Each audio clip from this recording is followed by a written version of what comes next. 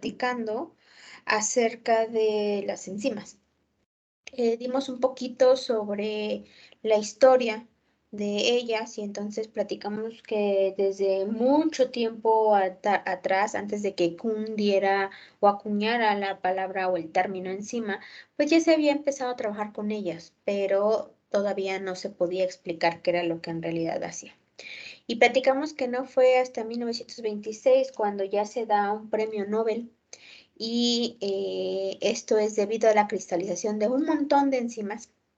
Y entonces ahora sí, ya se utiliza el término enzimas, ya se explica que estas enzimas van a ser de origen proteico y pues desde ahí empieza una competencia muy extenuante sobre la cristalización, la purificación e incluso la secuenciación de proteínas. Obviamente no desde el inicio se empezaron a secuenciar, pero sí se empezaron a hacer técnicas para determinar qué aminoácidos estaban formando esa enzima. Una vez que todo esto ya estaba en su pleno auge, se empezó a determinar cuál era la diferencia entre una reacción enzimática y una reacción química. Porque obviamente la química ya estaba muy avanzada y pues los químicos creían que era como la ciencia más importante para la vida. Y con esto se dieron cuenta que no. Que en realidad las mejores reacciones estaban hechas por enzimas y no precisamente por algún reactivo químico. ¿Qué era la primera diferencia que se notaba? Que una enzima iba a trabajar sobre un sustrato en específico y al trabajar sobre este sustrato se iba a llegar directamente a un producto y que esta reacción iba a ser constante, a diferencia de lo que sucede con las reacciones químicas. Cuando no hay reacciones químicas, los compuestos pueden actuar sobre un sustrato. Sí, sí lo pueden hacer, pero va a depender de muchas cosas. Además de que los compuestos químicos no actúan sobre un sustrato en específico, actúan sobre muchas cosas. Y durante las reacciones siempre va a haber un estado de transición. Y este estado de transición va a arrojar especies químicas que muchas veces no son deseables o que muchas veces llegan a ser peligrosas o tóxicas. Y finalmente, cuando la reacción pasa ese estado de transición, ahora sí llegamos a los productos. Pero tenemos que pasar por todo esto para que la reacción se lleve a cabo. En cambio, la enzima no va a necesitar hacer eso. Obviamente vamos a tener muchas ventajas de las enzimas respecto a reacciones químicas que veremos en un momento. Pero vamos a ver, ¿por qué creemos que las reacciones enzimáticas son importantes? Vean ahorita la imagen que está ahí pegada.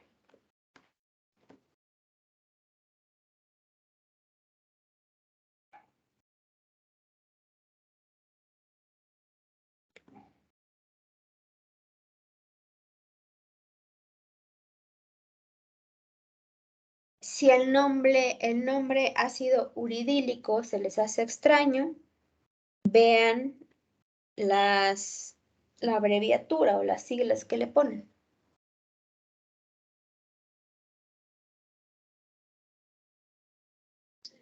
Podría ser porque ahí está existiendo una eliminación de los sustratos, o sea que rompe los enlaces. No necesariamente. Ahorita solamente vean lo que hay ahí. Ahora, cada uno responda eso en su cabecita.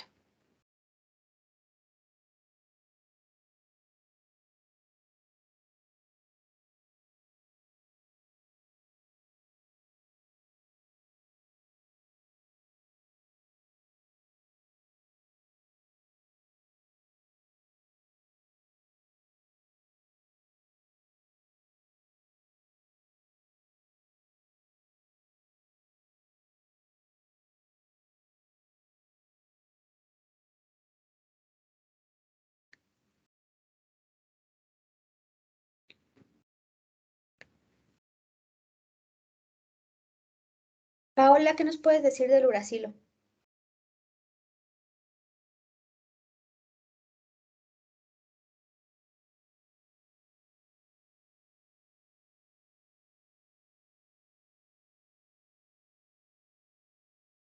¿Me lo puede repetir, maestra, por favor? ¿Qué nos puedes decir del uracilo?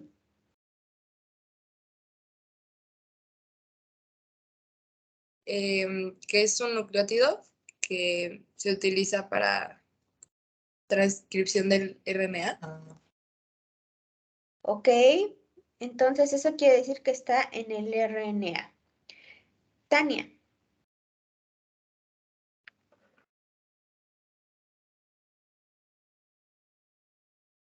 De las moléculas de RNA, dime, pues, ¿cuáles necesitan uracilo?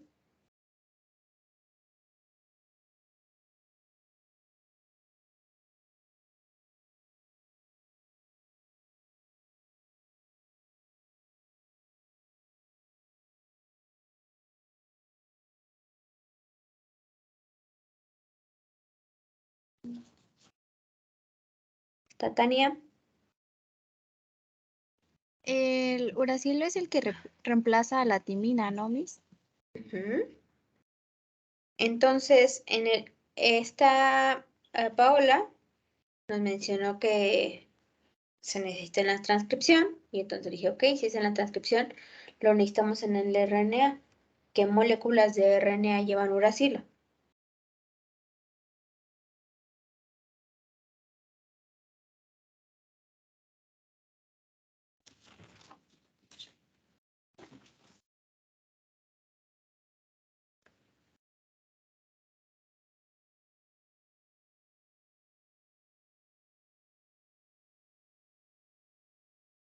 Ayúdenle a su compañera. ¿Qué moléculas de RNA creen que lleva uracilo? mRNA. ¿Unos codones? En el RNA mensajero, en los codones. Entonces, si en los codones hay uracilo, En el tRNA. en el tRNA, exacto. Entonces, en realidad, podríamos decir que, pues en todos los tipos de RNA yo necesitaría uracilo, ¿no?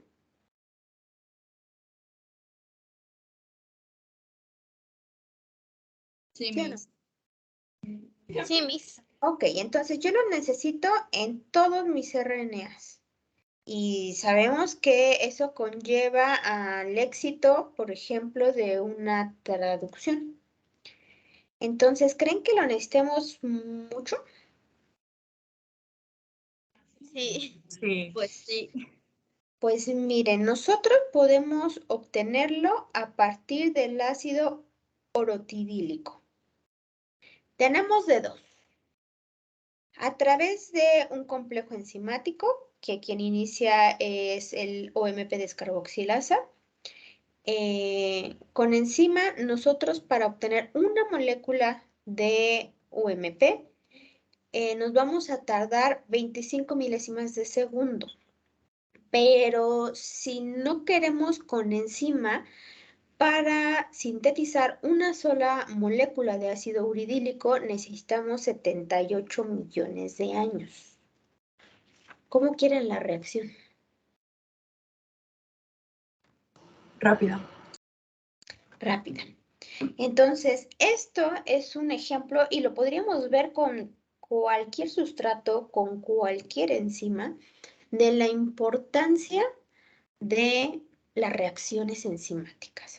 Porque la vida no para y las reacciones dentro de una célula son terriblemente rápidas. Si ustedes se acuerdan de su clase del semestre pasado, creo que se llama biología celular, la división celular se daba en segundos. Eso quiere decir que en segundos se tienen que sintetizar un montón de enzimas, se tienen que modificar un montón de sustratos y obtener muchos productos. Entonces vean la diferencia de 25 milésimas de segundo a 78 millones de años para llevar a cabo una reacción. Ese es el poder que tienen las enzimas, esa es la velocidad que pueden tener ellas. Y a lo mejor a veces se nos hace bien complicado imaginarnos qué hace una enzima cuando hablamos de una ruta biosintética, que son las que van a conocer en Bioquímica 2.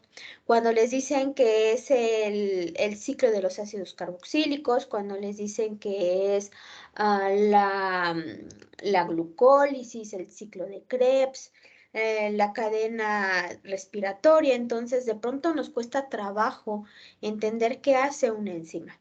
Pero para eso tenemos un ejemplo muy sencillo y lo pueden ustedes ver cada vez que comen algo, sin importar qué es lo que están comiendo.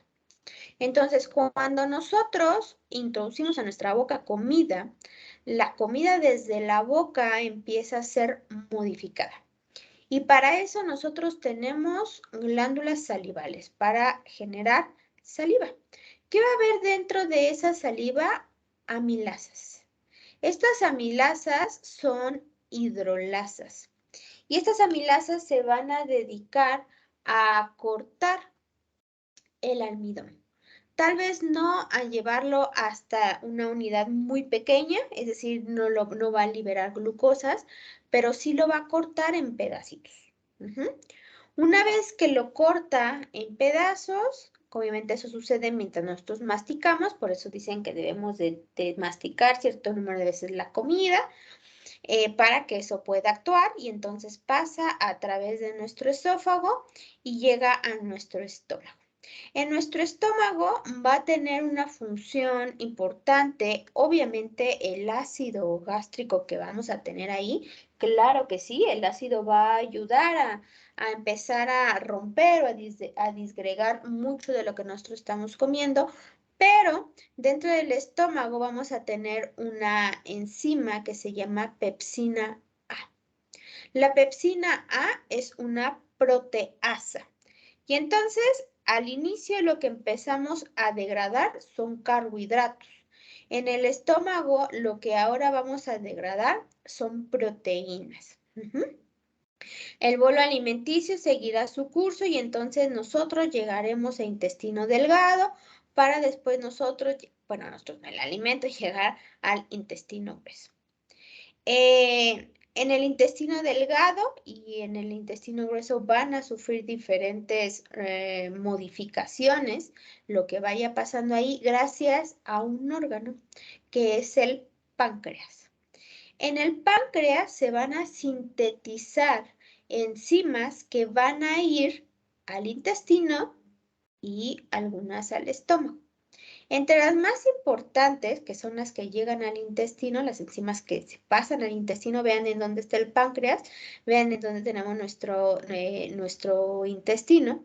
Entonces, lo que hace es producir enzimas y transportarlas a todo nuestro intestino delgado. Obviamente, los que estudian medicina analizan qué es lo que hay en cada región o en cada parte del intestino delgado, porque las enzimas no es que anden todas revueltas por ahí, sino que están en diferentes zonas del intestino. Pero ¿qué es lo que vamos a tener ahí? Vamos a tener un complejo de enzimas que son las tripsinas y la quimotripsina, que son proteasas. Eso quiere decir que van a destruir proteínas. Vamos a tener más amilasa, sí, más amilasa. ¿Pero por qué? Si en la saliva ya lo tenía. Porque hay muchos tipos de amilasas. No quiere decir que solo va a haber una. Entonces, dependiendo de las amilasas que sean, va a ser el producto que se obtenga. Vamos a tener amilasas que van a llegar hasta dextrinas o hasta maltosas, que sería la unión de dos glucosas, y vamos a tener amilasas que van a liberar glucosas. Eso quiere decir que aquí todos los carbohidratos van a ser destruidos por completo. Vamos a tener diferentes lipasas que van a ayudar a que se desintegren todos los ácidos grasos que entran. Obviamente alguien que nos va a ayudar en la vesícula biliar con la bilis que va a estar excretando. También es útil porque ayuda a la degradación de ácidos grasos. Vamos a tener nucleasas. Las nucleasas también van a ser importantes. ¿Por qué? Porque los ácidos nucleicos que yo consuma, sí consumo ácidos nucleicos. De lo que coma, voy a consumir ácidos nucleicos porque como cosas vivas, ¿no? Que estuvieron vivas en algún momento, como una planta o como un animal. Entonces, esa planta o ese animal tenía DNA y tenía RNA y también lo voy a degradar. ¿Para qué lo voy a degradar? Pues para utilizar sus aminoácidos. Oh, sorpresa, sí, a partir del alimento también vamos a utilizar todo lo que él traiga y lo vamos a destruir para poder usarlo. Entonces las nucleasas van a cortar el DNA y el RNA, se van a liberar los nucleótidos y yo los voy a utilizar para hacer mi propio material. Estas enzimas van a ser llevadas, como les dije, al intestino delgado y entonces ahí estarán funcionando. Vamos a tener enzimas que son sintetizadas en otros sitios, entre esas también otras proteasas, otras lipasas. Vamos a tener disacaridasas y estas disacaridasas van a romper a la sacarosa, por ejemplo, la sacarasa, que sería la invertasa, la lactasa, que es la beta-galactosidasa, y la maltasa. Ellas van a terminar de descomponer todos los carbohidratos que yo consuma para poder obtener energía a partir de ellas. Y diferentes tipos de nucleasas van a seguir trabajando ahí. Y ya una vez que hayan pasado por el intestino delgado, el intestino grueso, pues se absorberá y se sacará todo lo que el cuerpo no va a necesitar. Los microorganismos ahí estarán, ellos tendrán sus propias enzimas, pero esas no están producidas por nosotros, entonces por eso no se ponen en este diagramita. Entonces, este es un claro ejemplo del uso y de la importancia de las enzimas, porque sin ellas, pues todo lo que yo como no podría ser transformado. A lo mejor si yo eliminara por completo las enzimas, podríamos decir, bueno, es que en el estómago yo tengo ácidos. Pues sí, tienes ácidos, pero no creo que se degrade por completo como para que esos nutrientes tú los puedas utilizar. Además de que vamos a tener cierto tiempo el alimento en el estómago, en el intestino, así es que no quiere decir que se va a quedar toda la vida y esperando que se degrade por completo. Y pues bueno, a lo mejor las sales biliares también nos podrían ayudar a degradar un poquito grasa, pero pues nada más. Eso quiere decir que si no tuviéramos enzimas, entonces al final el intestino grueso pues no absorbería nada. O serían mínimas o insignificante la cantidad de nutrientes que serían absorbidos y por lo tanto nosotros no tendríamos una nutrición correcta. ¿Queda claro cuál es la importancia de las enzimas? ¿Les da un panorama más claro de qué hacen? Sí, mis. Ok.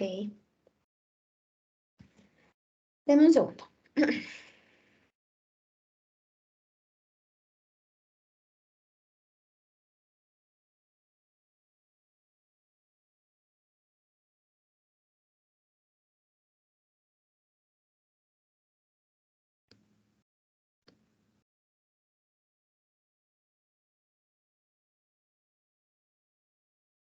Ok.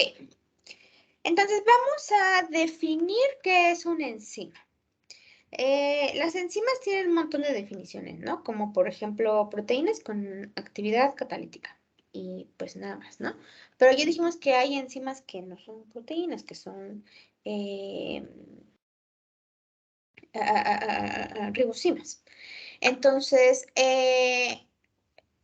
de forma general se ha definido que las enzimas son proteínas elaboradas por una célula viva que catalizan reacciones bioquímicas específicas y necesarias para mantener la vida.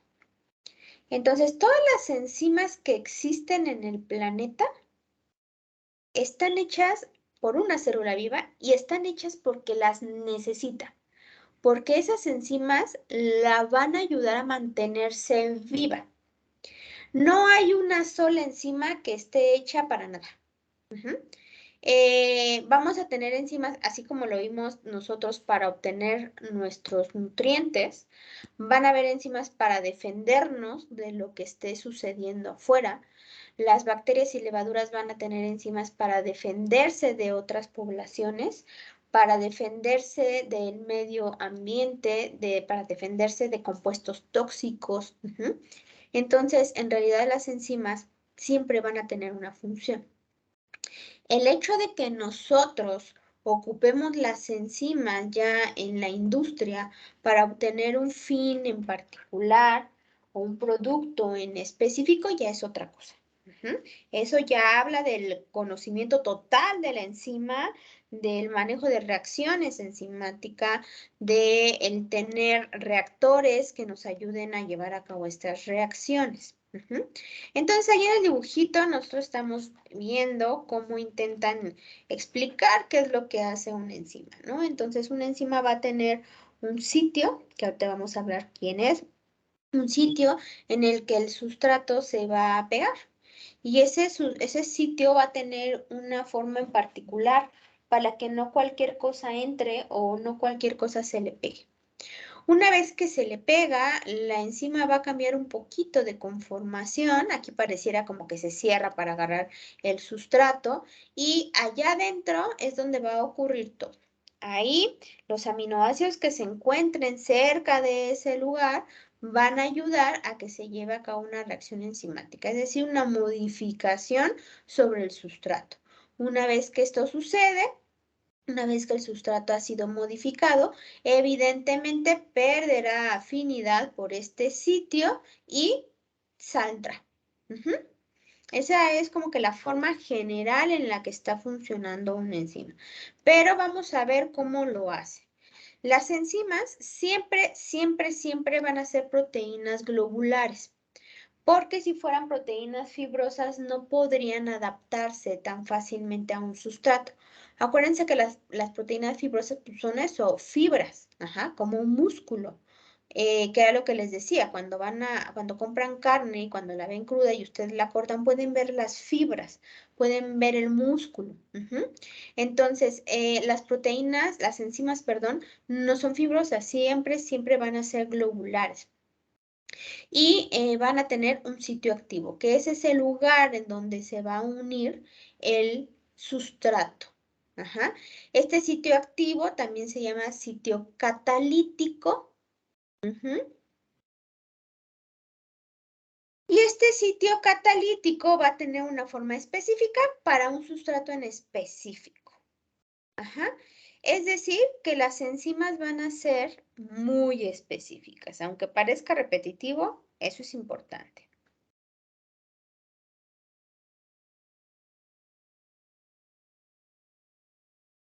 ¿Quién le da esa especificidad? El sitio activo.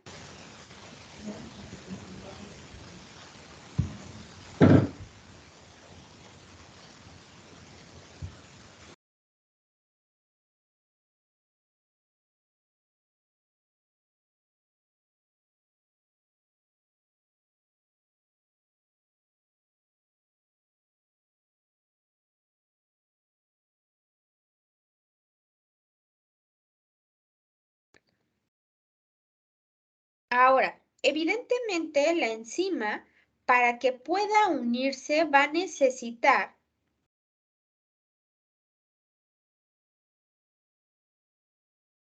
un pH específico, una temperatura específica, una concentración específica.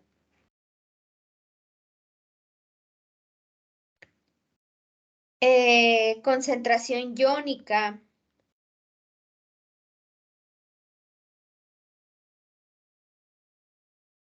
También específica. Entonces, para que vean, en una enzima todo tiene que ser específico.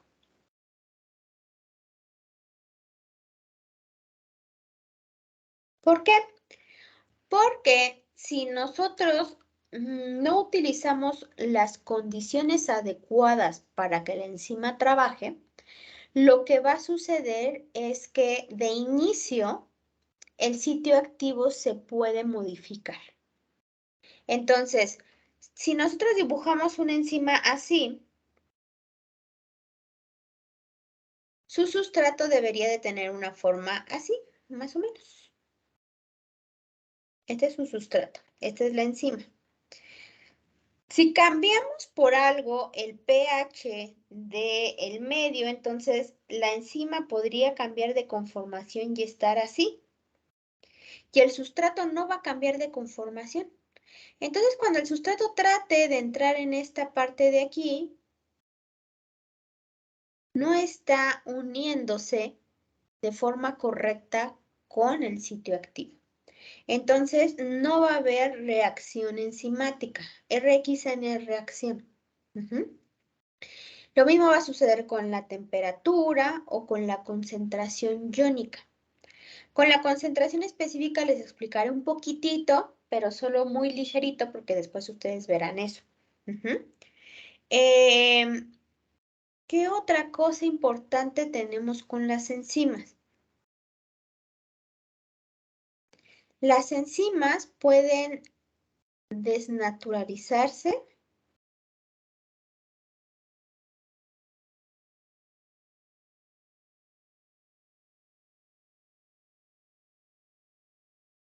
y pueden renaturalizarse.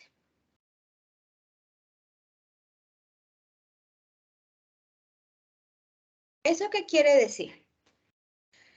Si a ustedes les dan en el laboratorio una enzima y les dicen tienen que ponerle en un buffer 4.5, de pH 4.5, y ustedes lo ponen en un pH a lo mejor de 5.6, la enzima se modifica y entonces ya no tienen reacción. ¿Hay forma de salvar ese problemita? Sí. ¿Qué es lo que hacen? Pues cambian a la enzima de buffer o modifican el pH poco a poco del buffer y hasta llegar al 4.5, por ejemplo, que habíamos dicho. Y entonces la enzima vuelve a tener su forma original. Así es que aquí le ponemos una flechita que va para los dos lados, porque puede cambiar su conformación, pero la puede volver a obtener la inicial. Siempre y cuando eso haya sido sutil. No quiere decir que si yo les digo que pongan la enzima en un buffer de 4.5 y lo ponen en un buffer de 13, se va a lograr renaturalizar. Es probable que no. Pero si los cambios no son tan bruscos, todas las enzimas tienen la capacidad de renaturalizarse.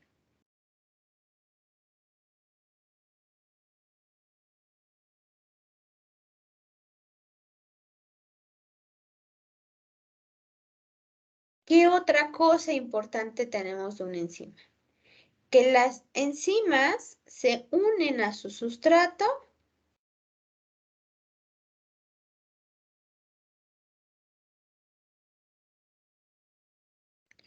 mediante interacciones. Jamás por enlaces covalentes o enlaces fuertes. Solo por interacciones. ¿Como cuál? Puentes de hidrógeno, fuerzas de Van der Waals, dipolo-dipolo.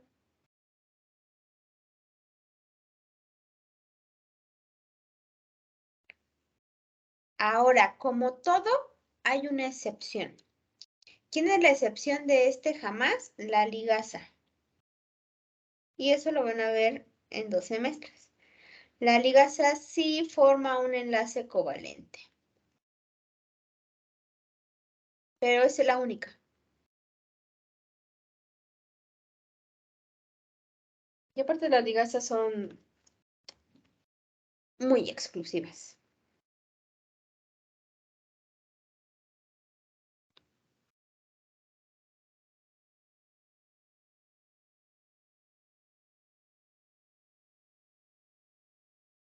¿Hasta aquí vamos bien? ¿Tienen alguna duda?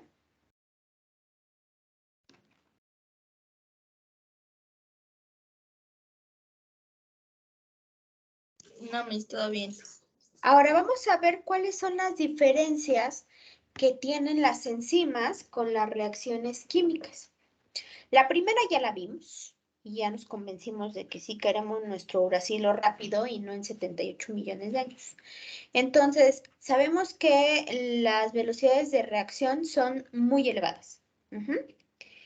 Y ustedes podrían decir, bueno, es que a lo mejor si yo aumento la temperatura a 300 grados centígrados o la bajo a 0 grados centígrados, se va a hacer rápido. Sí, pero yo quiero ver a sus células llegando a 300 grados o llegando a 0 grados. Eso es imposible para la vida. Entonces, eso nos lleva al segundo punto, que las condiciones de reacción son más suaves. Es decir, que siempre se van a hacer a temperatura corporal.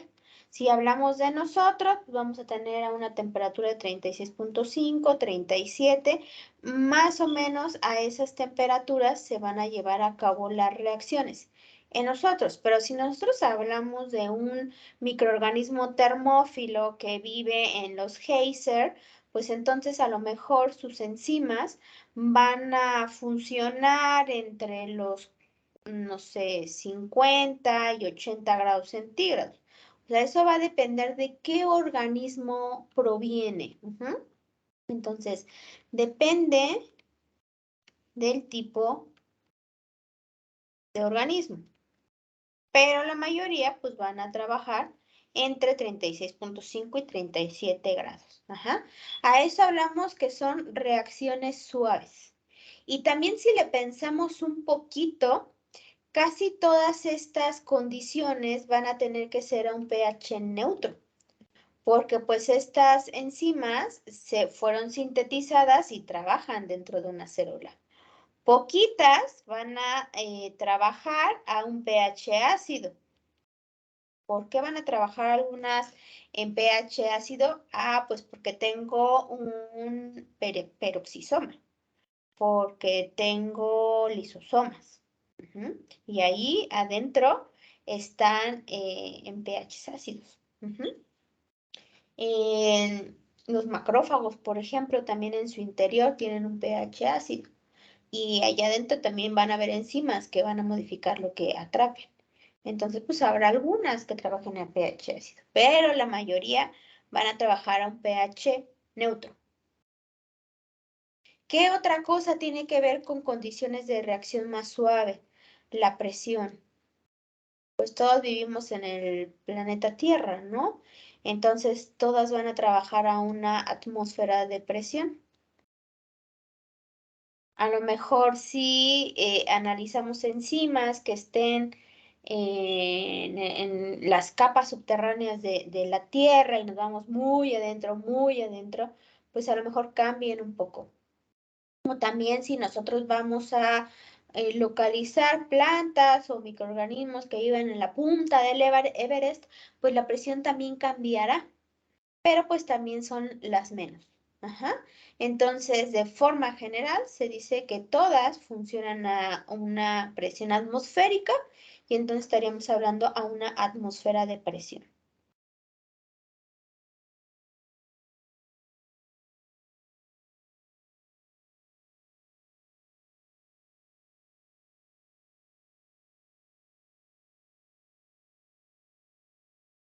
Otro punto es que, de nuevo, la mayoría trabajaría condiciones fisiológicas hablando en concentración iónica. O sea, hablando de la concentración de sales que nosotros tenemos en nuestro cuerpo.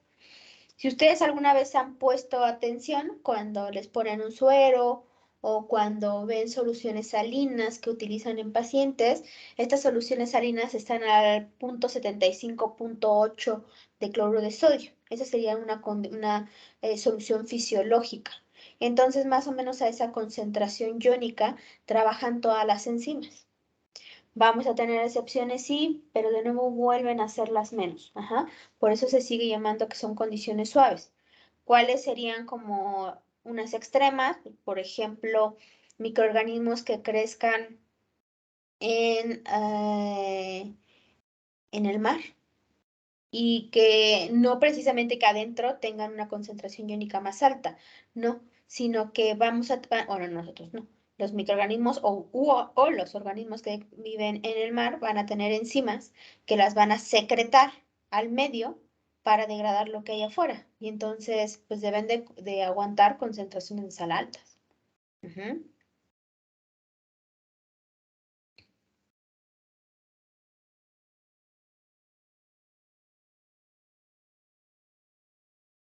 Y en un ejemplo más clarito podría ser cuando hacemos encurtidos, es decir, cuando se hacen vegetales fermentados. Ahí se ponen concentraciones altas de sal. De cierta manera se ponen para conservarlos, pero también van a beneficiar a microorganismos que les guste o que puedan vivir en concentraciones de sal altas, que son conocidos como halófilos. Los conocerán también el siguiente semestre. Entonces, pues estas enzimas que excretan tienen que aguantar concentraciones altas de sal. Ujú.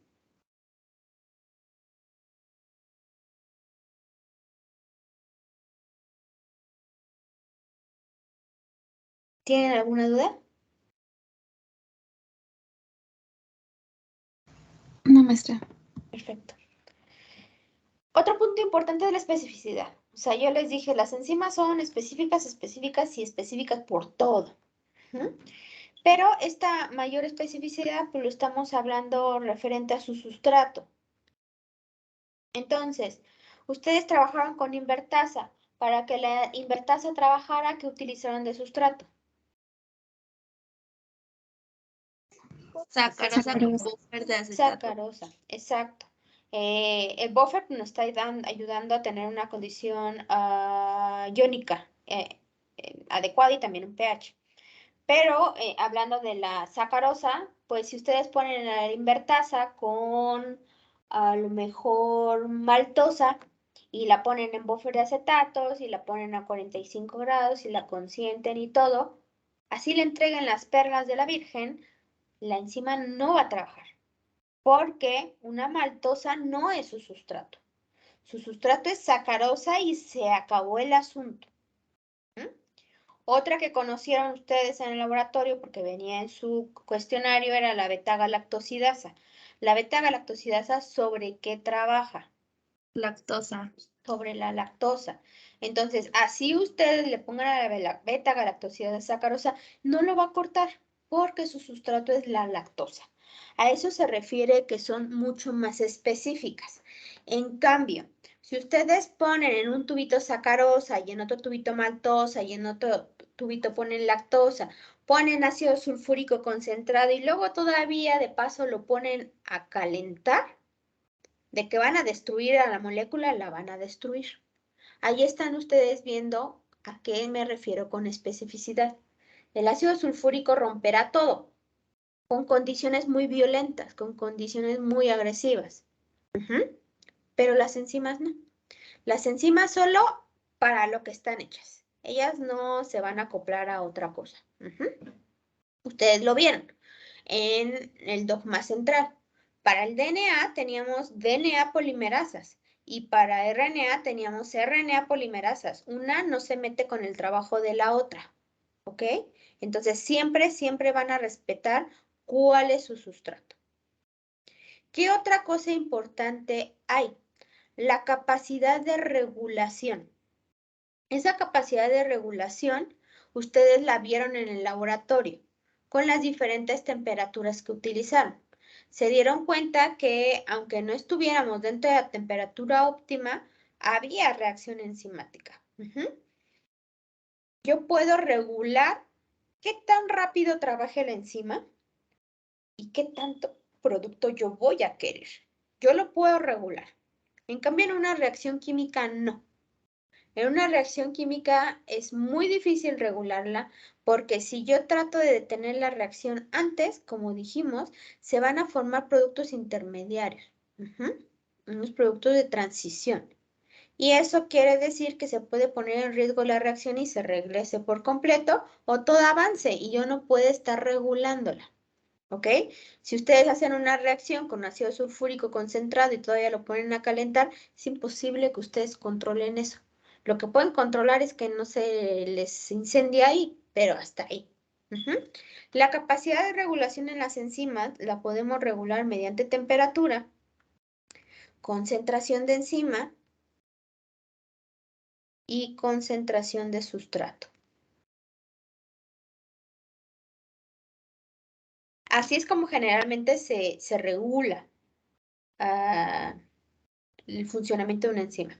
No nos metemos con pH y no nos metemos con concentración iónica, porque eso quiere decir que tendríamos que alterar el medio. ¿A qué me refiero? Si yo tengo un vaso con 2 enzimas y 1 mililitro de solución, pues yo puedo decir que tengo 2 enzimas por mililitro.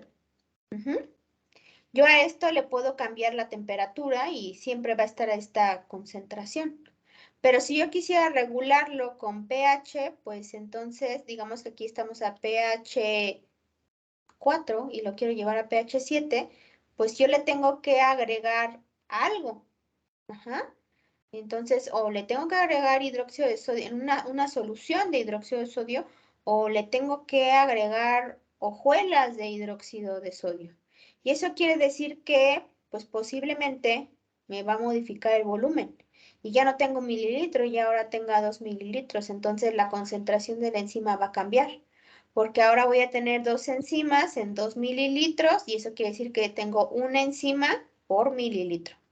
No es lo mismo trabajar con 2 enzimas por mililitro que trabajar con una enzima por mililitro. Ajá, entonces por eso la capacidad de regulación siempre es con temperatura, concentración de enzima y concentración de sustrato.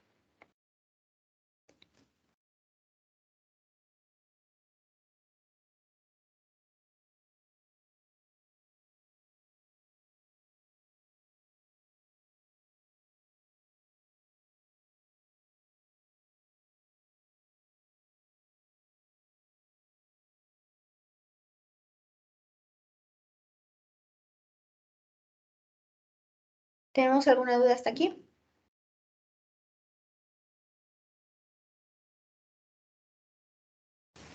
No mismo.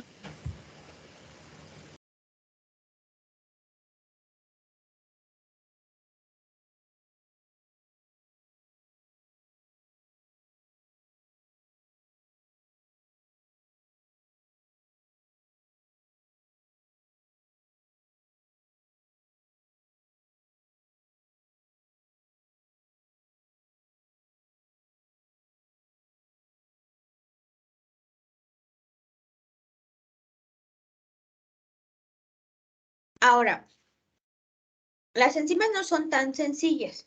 Tienen algún punto de complejidad también. Como yo les expliqué al inicio de la clase, tenemos nosotros una enzima, vamos a pintar un Pac-Man aquí. Esta es nuestra enzima. Y dijimos, bueno, va a tener un sitio activo. Y este sitio activo se tiene que parecer al sustrato. Ya dijimos, bueno, si la ponemos en temperatura, pH, presión, condiciones fisiológicas, shalala, adecuadas, pues el sitio activo siempre va a estar disponible.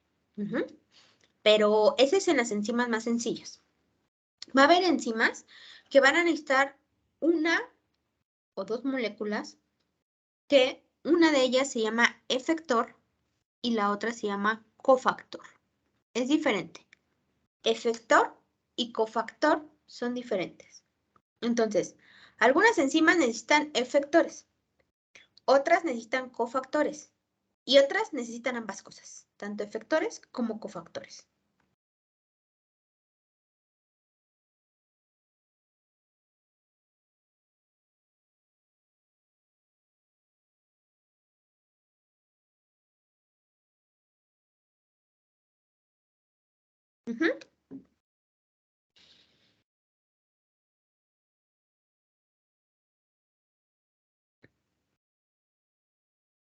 Y el ejemplo lo estamos viendo en la imagen de la derecha.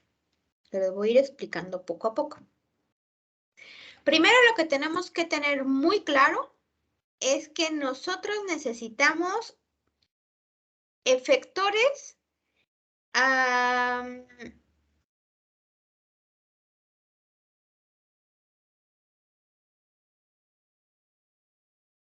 que inhiban la actividad enzimática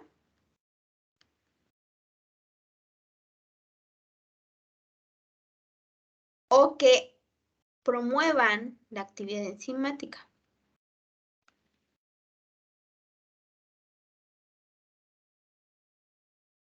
Es decir, las que inhiben la actividad enzimática inactivan a la enzima.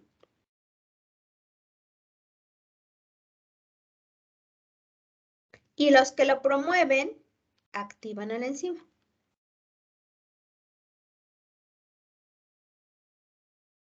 Los efectores que inhiben a la actividad enzimática se llaman inhibidor alostérico,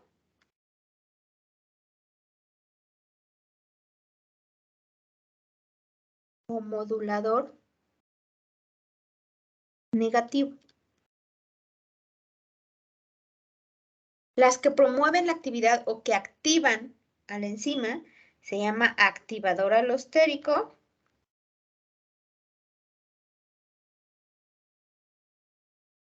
o modulador positivo.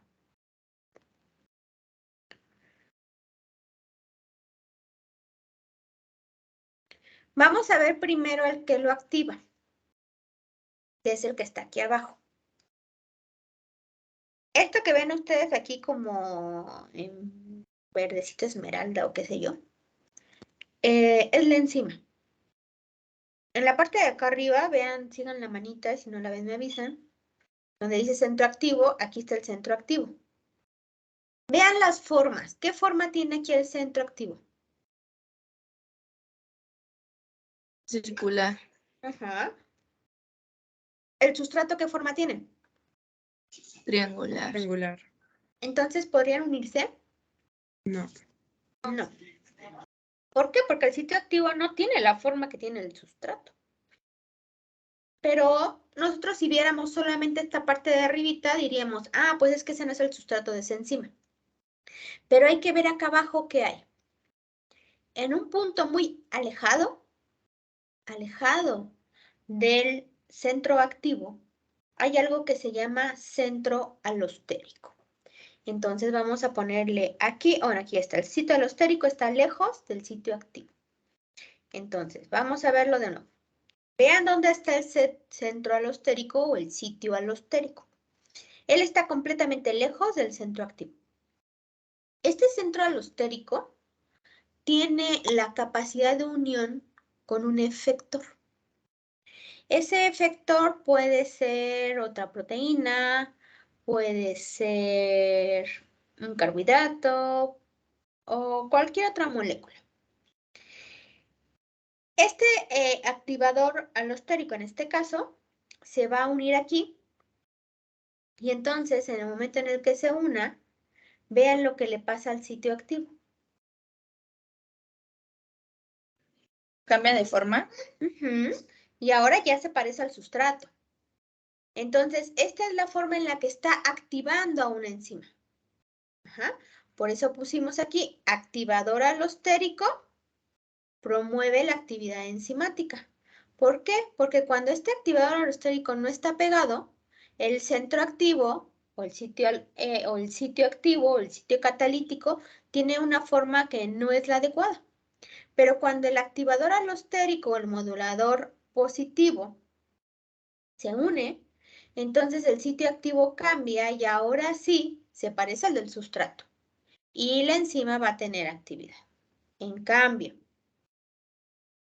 un modulador negativo o inhibidor alostérico hace lo contrario. Vean esta parte de aquí, tienen el sitio activo o el centro activo y vean la forma del sustrato. Tiene la misma forma que el sitio activo. Viendo únicamente esto, ¿hay o no actividad enzimática? Sí. Y vean cómo el centro alostérico está vacío. Pero si aparece el efector que va a inhibir la reacción, es decir, el modulador negativo o el inhibidor alostérico, y él va y se pega, vean lo que le pasa al sitio activo. Cambia su forma, ¿no? Exacto. Y entonces, pues ya el sustrato no se puede pegar. Ajá. Entonces, un inhibidor alostérico o un modulador negativo está inactivando una enzima, está inhibiendo a la reacción enzimática. ¿Ok? Algo importante es esto, que el sitio alostérico o centro alostérico es lo mismo, centro o sitio, está lejos del sitio activo, pero lo modifica.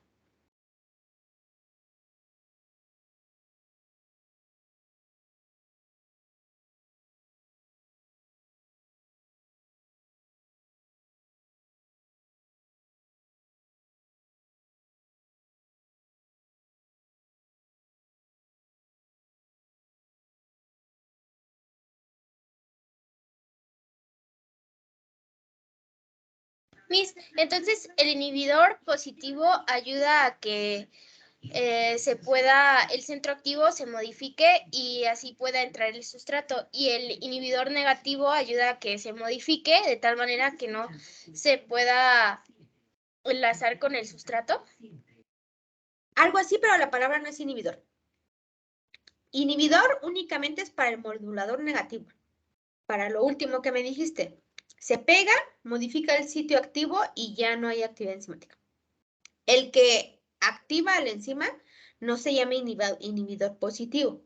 Se llama activador alostérico o modulador positivo. Ah, ok, muchas gracias, Miss.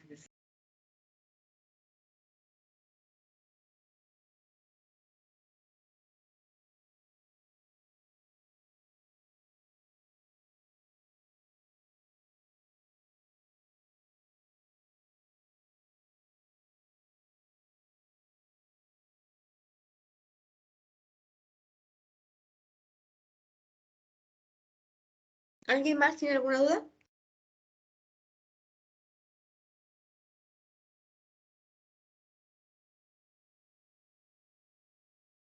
Entonces, eso es lo que hacen los efectores. Ahora vamos a ver qué hacen los cofactores. Son diferentes. ¿Le puedo regresar tantito, por favor? Sí.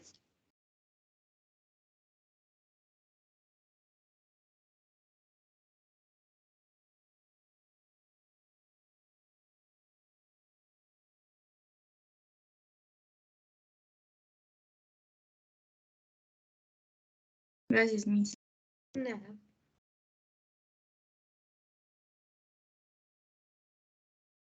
Ahora, en el caso de los cofactores, ellos se van a unir muy cerca del sitio activo.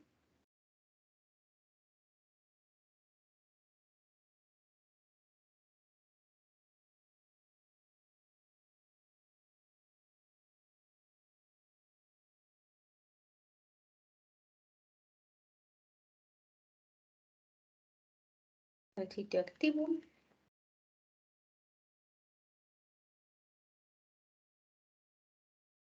Y lo modifican.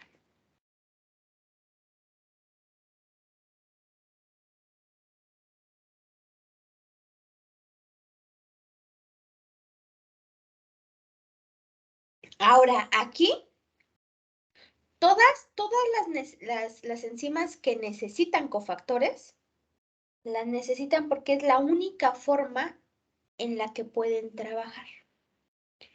Entonces, las enzimas que necesitan cofactores y no los tienen se llaman apoenzima. Es una enzima inactiva porque no está unido su cofactor. Y vamos a tener holoenzimas, que ahorita vamos a definir qué es una holoenzima. ¿Qué va a ser un cofactor? Un cofactor va a ser una molécula, puede ser orgánica, como un carbohidrato, como un lípido, o también puede ser un ion metálico. Es decir, nosotros podemos utilizar o necesitar manganeso o magnesio para que una enzima trabaje. Cuando es una molécula orgánica, se llama coenzima. ¿Han escuchado de la coenzima A? Y cuando es un ion metálico, se llama cofactor nada más. O sea, lo único que cambia el nombre es cuando es una molécula orgánica. Ya sea la coenzima o el cofactor, el ion metálico, se van a ir a pegar a una región muy cercana al sitio activo. Vean la imagen de aquí, esta es una enzima y en esta parte de aquí tendría que estar su sitio activo, pero no la tenemos. ¿Qué es lo que pasa? Se va a unir una coenzima, que sería la molécula orgánica, o un cofactor, que sería el ion metálico. Y se unen aquí. No siempre se van a unir del lado izquierdo, pero aquí el ejemplo es que se está uniendo del lado izquierdo. Una vez que se une, fíjense cómo el sitio activo adquiere la forma del sustrato. Entonces, ahora sí se parecen y ahora sí puede entrar. Porque si ustedes quisieran que este sustrato, que es el rojito, entrara acá, pues no va a haber como mucha compatibilidad, ¿ok? Y no va a haber reacción enzimática. En cambio, ya un cofactor ayuda a que se modifique esto y se lleve a cabo la reacción. Lo que estamos viendo con respecto, o la diferencia que tenemos con respecto a las enzimas alostéricas, es que el efector está lejos del sitio activo y en ningún momento va a tener alguna interacción con el sustrato. En cambio aquí, no. Aquí el cofactor va a entrar muy cerquita del sitio activo y entonces cuando se modifique por obvias razones el sitio activo, el sustrato va a tener interacción tanto con el cofactor como con la enzima.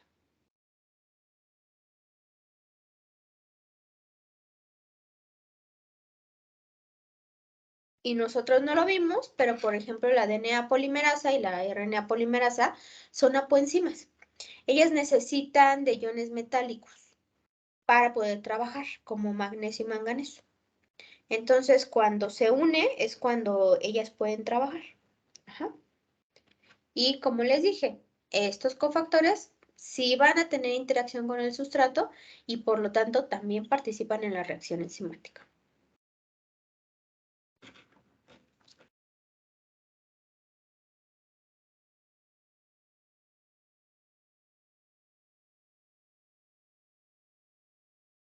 ¿Tienen alguna duda, chicos?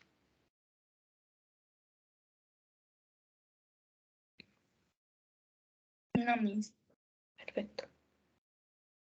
Entonces, una holoenzima va a ser una enzima activa porque tiene unido su cofactor.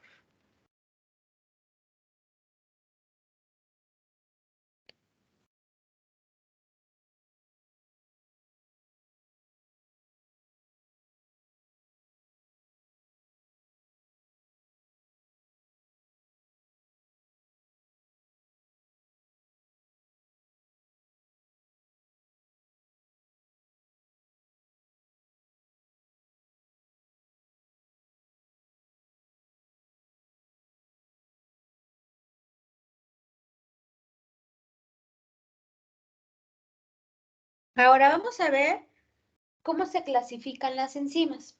Ustedes hicieron una tarea y revisaron una clasificación que se llama EC. ¿Qué me pueden decir de esa tarea?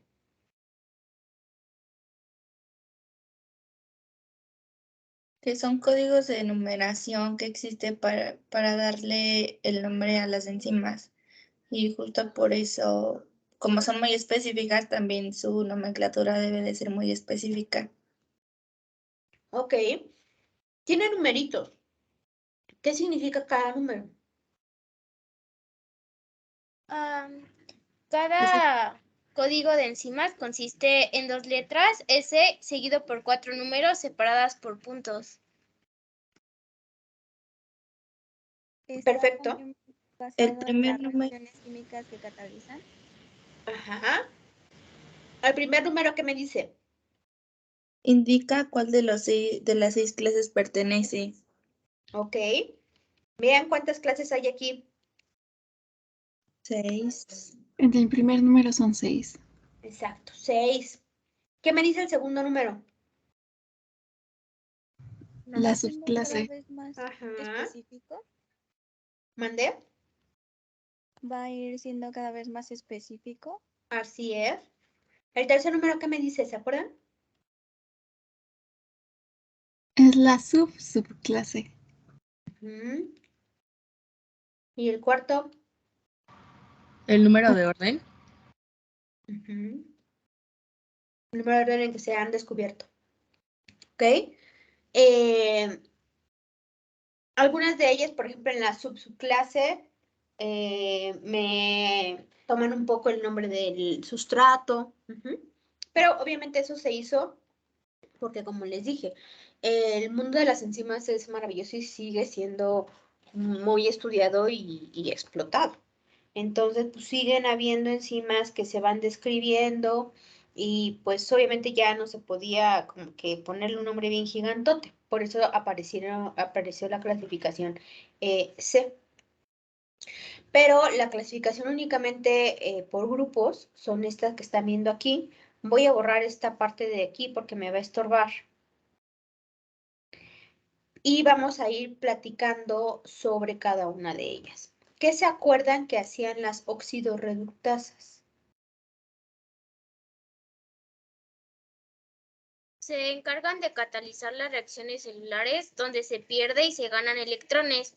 Y en esta clasificación, la subclase especifica los grupos que actúan como donadores de electrones y la subclase precisa las moléculas que lo reciben.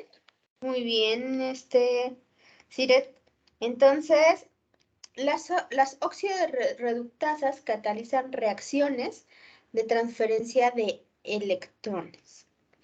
Cuando lleguen a, creo que es a micro, a ver, no se las quiero poner ahorita porque como que luego ya está muy choteada. Y obviamente en tecnología enzimática van a volverla a ver. Pero yo les traje una que se llama la casa. Esta enzima, la casa, hace un montón de cosas. Ahí obviamente ese es el subgrupo, por así decirlo, y después vienen los sub, y obviamente ya hacen diferentes cosas sobre diferentes sustratos. Las lacasas son enzimas que producen en mayor medida los hongos. Las bacterias las producen, pero en mayor medida lo hacen los hongos. Y están muy involucradas en la formación y la modificación de pigmentos. Obviamente hay una reacción de transferencia de electrones. Y una de las lacasas que producen los hongos, actualmente en la industria se están utilizando para el mantenimiento de libros viejos. Porque si ustedes se han dado cuenta, o si alguna vez fueron a una biblioteca y alguna vez fueron a la zona en donde tienen resguardados los libros más antiguos de la vida, los libros ya tienen una coloración. Y esa coloración a veces puede estorbar en la lectura de los libros, que obviamente aparte se van destruyendo los pobres libros, ¿no? Pero hay gente que se dedica a la conservación de este tipo de materiales y lo que han visto es que diferentes lacasas producidos por hongos, aquí hay uno, el que dice Aspterus es Aspergillus terrus y el del otro lado es Penicillium purpurogenum. Esos no son los hongos, eso es lo que generan. Ellos producen unas lacasas y ayudan a limpiar a los libros. Se dice que ellas ayudan a desteñir, las enzimas destiñen. Entonces vean cómo en la parte de arriba Esta línea nos marca el antes y después. Entonces vean cómo esa parte de la hoja estaba manchada y cómo está ahora. Vean cómo estaba manchada antes y cómo está ahora. ¿Qué ventaja tiene la lacasa? Que si se llevara por un proceso de blanqueamiento el libro, un blanqueamiento químico, pues también se va a llevar las letras. En cambio, las lacasas de hongo son específicos para ciertos pigmentos. Entonces se pueden ir eligiendo qué lacasas usar para evitar que las letras también se borren y solamente sean las manchas las que terminen borrándose. Ahora, hay otro tipo de enzimas, las transferasas. ¿Qué hacen las transferasas? Hacen la transferencia de un grupo funcional desde una sustancia a otra, y el grupo puede ser metil, acil, amino o fosfato. Muy bien. Hace una transferencia de un grupo funcional de una molécula a otra. Y como nos dijo Emilia, puede ser un metil, acil, un grupo fosfato, un grupo hidroxilo. Y transferasas hay muchas.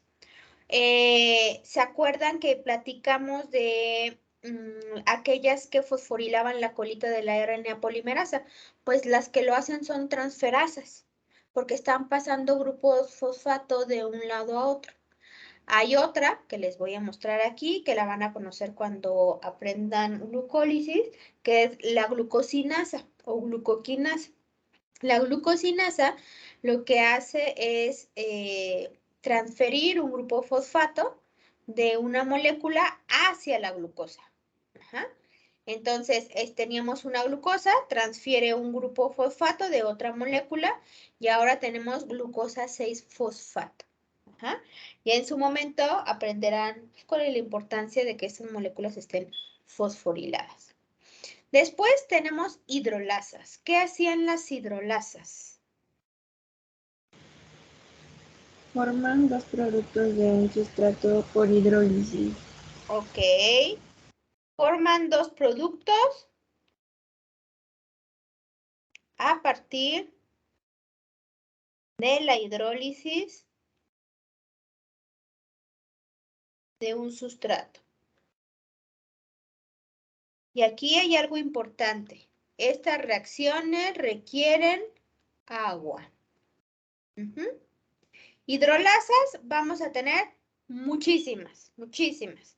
Aquí les puse una que es una aminopeptidasa. ¿Qué hace una aminopeptidasa?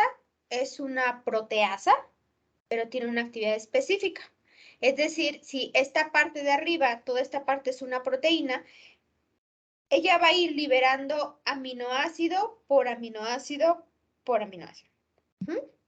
¿Desde dónde va a cortar? Desde el extremo amino de la proteína, por eso se llama aminopeptidasa. Si cortara de este lado, del extremo carboxilo, se llamaría carboxipeptidasa. Eso también ya lo verán después. Entonces, esta aminopeptidasa va a necesitar agua y gracias a la presencia de agua va a poder cortar este aminoácido y liberarlo. Si se fijan, el agua va a ayudar porque va a disociarse y entonces su grupo hidroxilo se va a pegar en una molécula y su ion hidróneo se va a pegar en la otra. Y eso va a ayudar a que la reacción no sea reversible, porque si no ya se volverían a pegar. El agua, básicamente, eso es lo que hace, ayudar a que la reacción no sea reversible.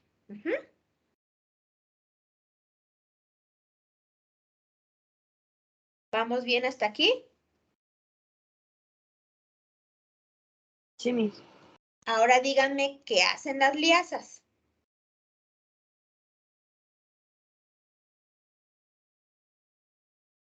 Las liasas adicionan o eliminan no hidrolíticamente los grupos de los sustratos y pueden romper los enlaces de carbono-carbono, carbono-nitrógeno, carbono-oxígeno o carbono-azufre. Muy bien.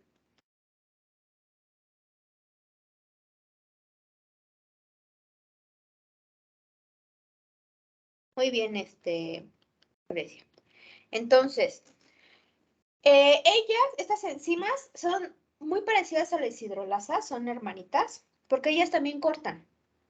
Pero ellas pueden cortar un solo grupo, como nos dijo su compañera, o pueden romper el sustrato también, ¿no? Rompiendo los puntos de carbono. Pero aquí la diferencia es que no utilizan agua. Por eso se dice que es una eliminación no hidrolítica. Aquí nosotros tenemos un ejemplo de una enzima que se llama fumarasa que actúa en el ciclo de los ácidos carboxílicos y nosotros podemos ver qué es lo que está haciendo. Aquí no literalmente va a romperme la molécula en dos.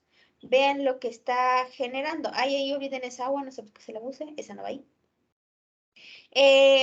Déjenme rayarlo, porque si no, les va a meter ruido.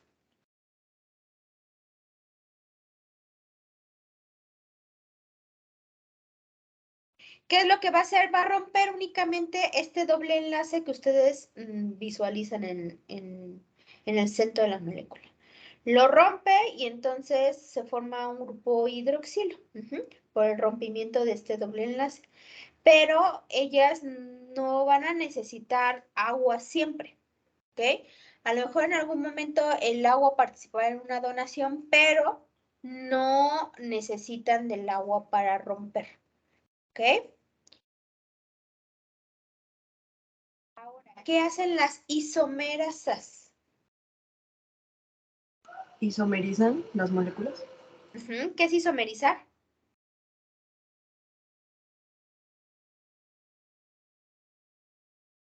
Como que reordenan su estructura interna de la misma Exacto. molécula. Generan reordenamientos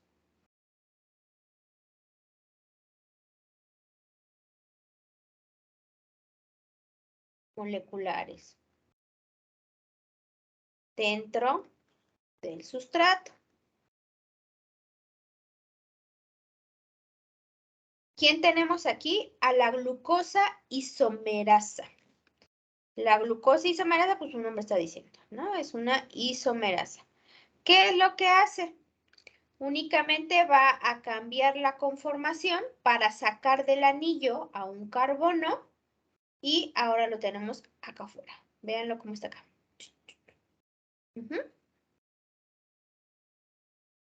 Y entonces de glucosa pasamos a fructosa isomerasa. De glucosa pasamos a fructosa.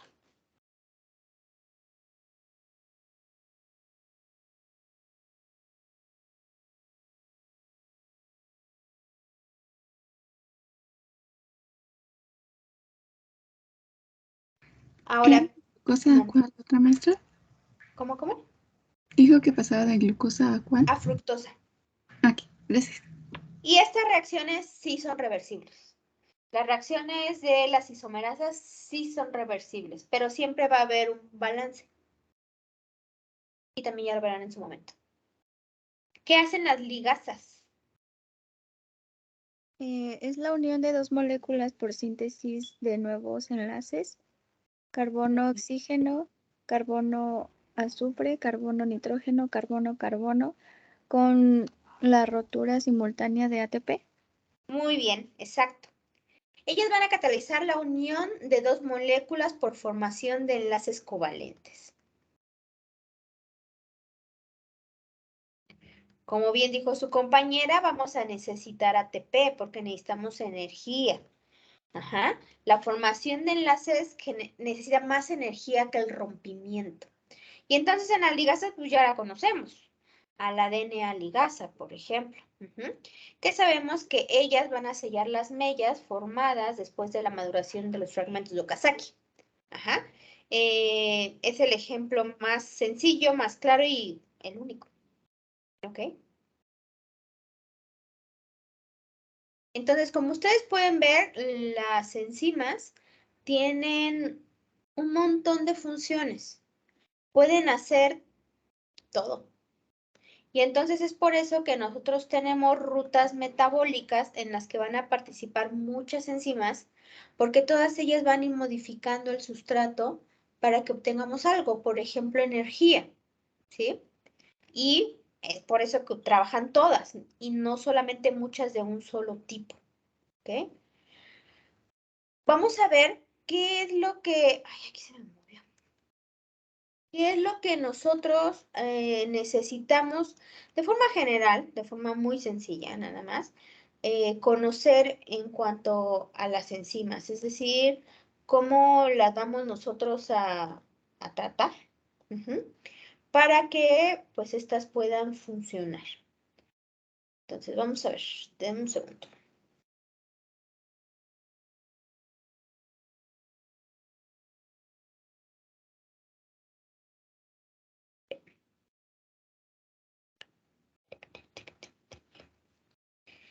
¿Qué tenemos que cuidar? El pH. Como les dije, cualquier cambiecito en el medio puede alterar el estado de la enzima. Y si se altera el estado de la enzima, pues entonces ya no va a funcionar. En el caso del pH, la conformación de esta enzima va a depender de los grupos ionizables que ella tenga. ¿Quiénes son sus grupos ionizables? El extremo amino y el extremo carboxilo son ionizables. Y en su cadena R pueden tener grupos ionizables también, pero pues de entrada el grupo amino y el grupo carboxilo. Gracias a la forma o en el estado en el que se encuentren estos grupos, va a ser la conformación tridimensional que las enzimas van a tener. Si nosotros le cambiamos el pH, entonces las cargas cambian y la estructura cambia. Y eso hace que las enzimas sufran una pérdida de la actividad enzimática. Y esta pérdida de la actividad enzimática puede ser por dos situaciones, por una inactivación o por una desnaturalización.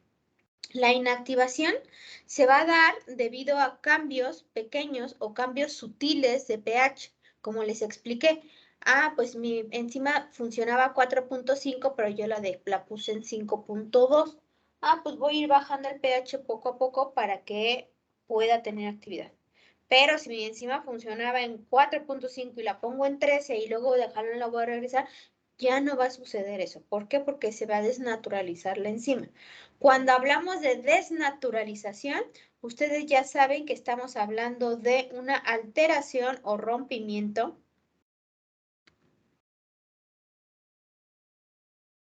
de la estructura primaria.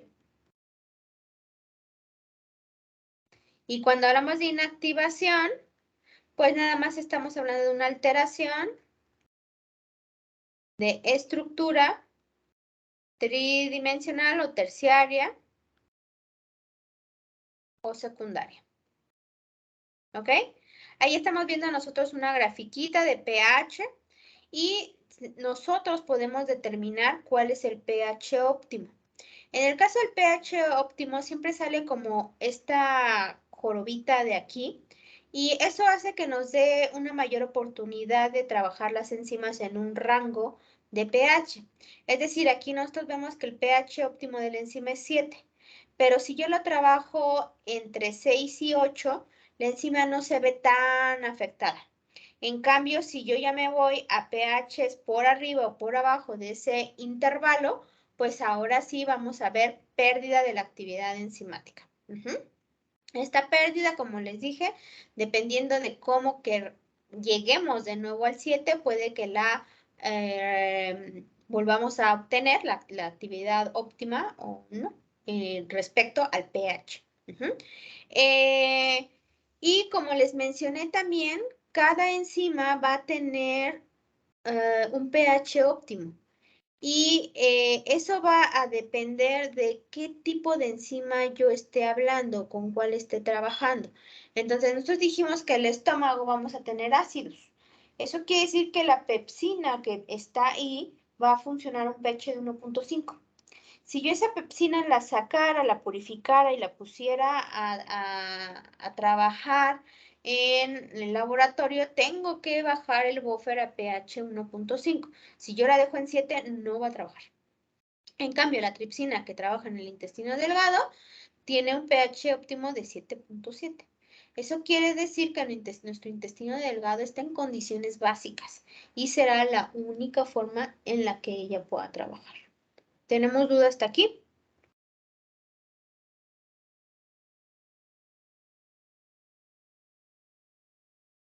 No, Miss.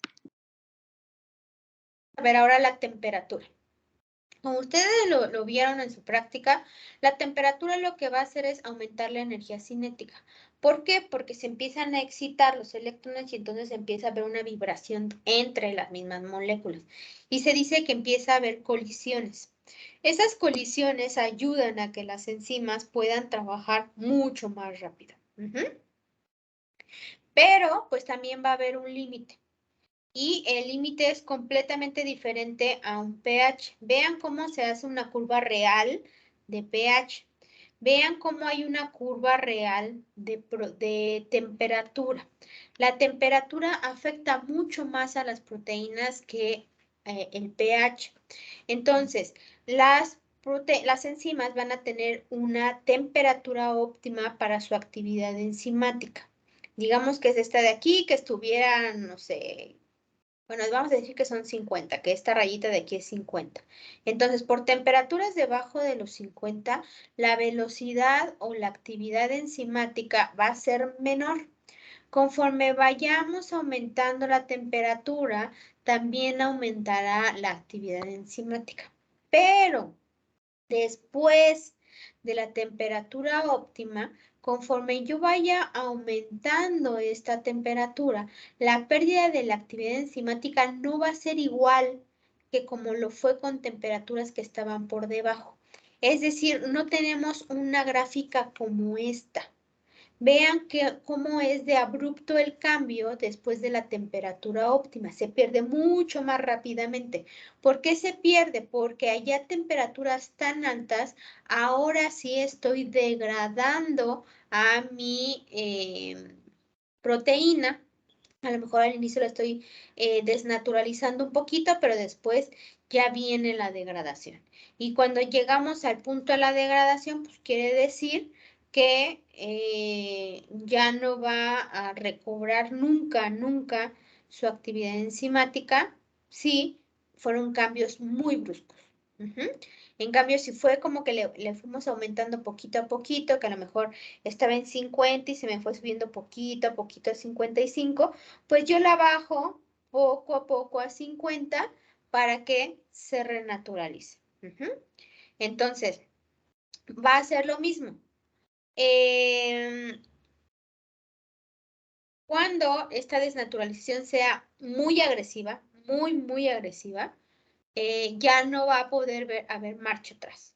En cambio, si la desnaturalización es muy baja, puede haber oportunidad de que se renaturalice. ¿Por qué? Porque la desnaturalización apenas puede empezar con el desdoblamiento de la enzima. En cambio, cuando ya es irreversible, estamos hablando de una degradación. La que es irreversible son por cambios bruscos.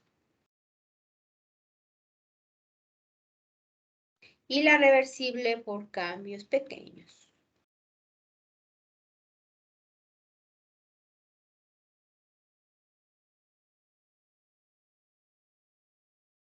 Entonces, ¿qué es más crítico en una reacción enzimática? ¿El pH o la temperatura? La temperatura. Bien.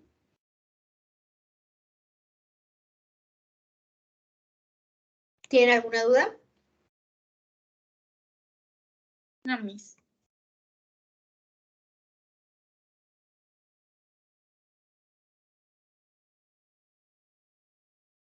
Ahora, eso es lo básico que vamos a ver nosotros de las enzimas.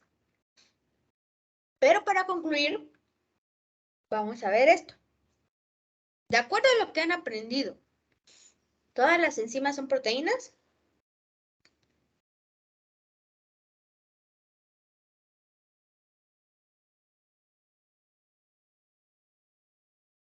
¿Todas las enzimas son proteínas? Sí. ¿Cómo se Depende, ¿no? llama a las las- moléculas que tienen actividad catalítica pero no son proteínas? Ribosimas. Perfecto. Entonces, si nosotros hablamos con alguien que se dedica a la cinética enzimática, tenemos claro que todas las enzimas son proteínas, porque las que no son proteínas se llaman ribosimas y que tienen actividad catalítica.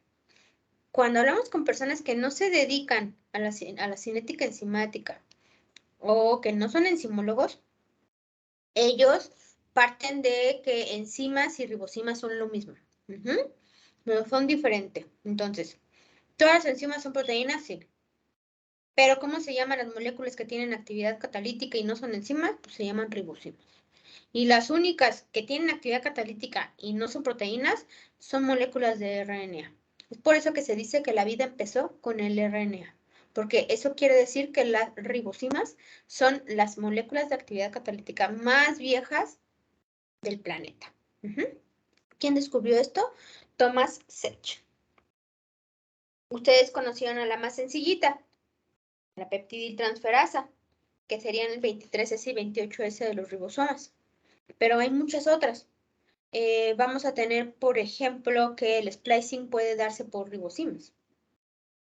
Vamos a ver que hay algunos nematodos que la mayoría de, protosarios, que la mayoría de su actividad catalítica está llevada por ribosimas. Entonces, las ribosimas tienen actividad catalítica, sí, son enzimas, no, son ribosimas porque están hechas de RNA. ¿Tienen alguna duda? No, Miss. Perfecto, chicos. Entonces, con esto terminamos nuestro curso de Bioquímica 1. Espero poder haberles transmitido algo, que se les haya pegado algo de información, o al menos que se les haya despertado un poco más de curiosidad en su carrera. Si no tienen más dudas, entonces el día lunes nos vemos para la retro de laboratorio. Va a ser a las 12. Por favor, lleguen todos a las 12 porque yo tengo